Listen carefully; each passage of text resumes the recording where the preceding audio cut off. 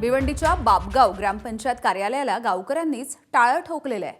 देवरुंग ग्रामपंचायत ग्रामसभेमध्ये ग्रामस्थांनी विचारलेल्या प्रश्नांना तसंच मागितलेले ग्रामपंचायत दप्तर बघण्यासाठी उपलब्ध करून न दिल्यामुळे संतापलेल्या ग्रामस्थांनी ग्रामपंचायतीच्या कार्यालयाच्या बाहेर निदर्शनं केली आणि टाळं ठोकलं। ग्रामसभेमध्ये मागील 5 वर्षांमधील झालेल्या विकास कामांची माहिती मागितली असता ग्रामसेवक निरुत्तर राहिले, तर ग्रामस्थांना जे दप्तर पाहण्यासाठी हवे ते देण्याचाही त्यांनी नकार दिला।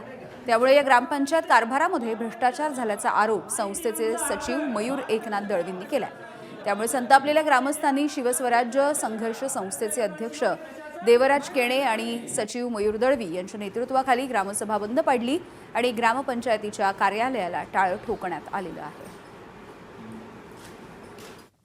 जो ग्रामसेवक आहे नवज्योत शरद मुकादम, त्याचा जो अपारदर्शक कारभार आहे, प्लस आपल्या कर्तव्यामध्ये जी म्हणजे तो निष्पक्षता पाळतो आणि ग्रामस्थांना जो दिशाभूल करतो, त्यामुळे त्याचा तातडीने निलंबन झाला पाहिजे।